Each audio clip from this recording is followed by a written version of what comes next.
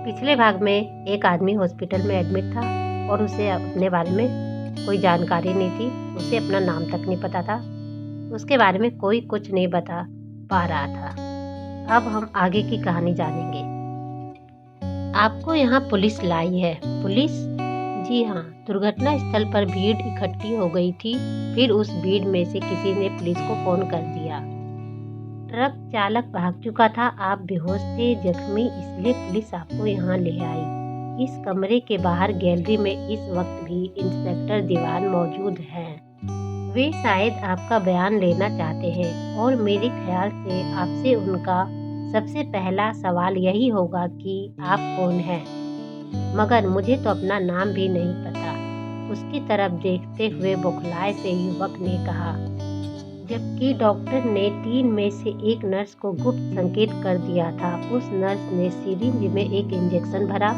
Doctor युवक को बातों में उलझाए हुए था, जबकि नर्स ने उसे इंजेक्शन लगा दिया। कुछ देर बाद बार बार यही पूछते हुए युवक बेहोश हो गया। मैं कौन हूँ, मैं कौन हूँ, मैं कौन हूँ। हाथ में रूल लिए इंस्पेक्टर दीवान गैलरी में बेचैनी से टहल रहा था। एक तरफ 2 सिपाही सावधान की मुद्रा में खड़े थे। कमरे का दरवाजा खुला और डॉक्टर भारद्वाज के बाहर निकलते ही उसकी तरफ दीवान झपट सा पड़ा। बोला, क्या रहा डॉक्टर? उसे होश तो आ गया था, लेकिन मैंने इंजेक्शन लगाकर पुण्य बेहोश कर दिया है। मगर क्यों? क्या आपको मालूम नहीं था कि यहाँ मैं खड़ा हूँ? आपको सोचना चाहिए था डॉक्टर कि उसका बयान कितना जरूरी है। मेरा ख्याल है कि वह अब आपके किसी काम का नहीं रहा है। क्यों?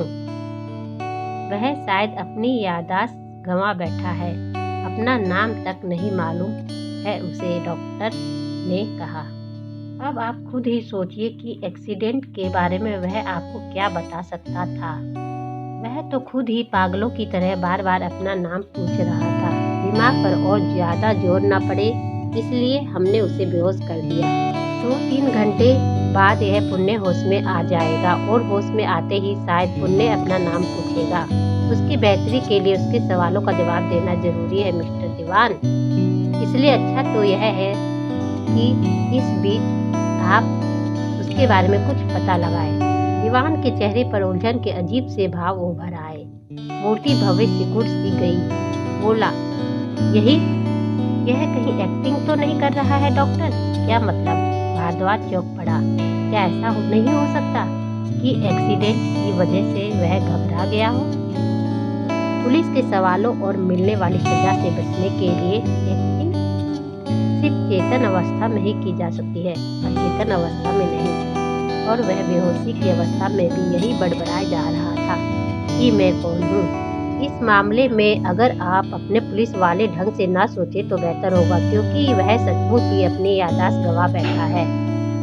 हो सकता है, कहकर दीवान उनसे दूर हट गया। फिर वह गैलरी में चहलकदमी करता हुआ सोचने लगा कि इस युवक के बारे में कुछ पता लगाने के लिए उसे क्या करना चाहिए। दाएं हाथ में दबे रूल का अंतिम सिरा वह बार बार अपनी बाईं हथेली पर मारता जा रहा था। एकाएक ही वह गैलरी में दौड़ पड़ा। दौड़ता हुआ ऑफिस में पहुंचा। फोन पर एक नंबर रिंग किया। जिस समय दूसरी तरफ बेल बज रही थी, उस समय दीवान ने अपनी जेब से पॉकेट डायरी निकाली और एक नंबर को ढूंढने लगा, जो उस गाड़ी का नंबर था जिसमें से बेहोश अवस्था में युवक उसे मिला था। दूसरी तरफ से रिसीवर के उठते ही उसने कहा, हेलो, मैं इंस्पेक्टर दीवान बोल रहा हूँ। एक क्रिएट का नंबर नोट कीजिए। RTO ऑफिस से जल्दी पता लगाकर मुझे बताइए कि यह गाड़ी किसकी है, प्लीज। दूसरी तरफ से कहा गया, DYX 5354।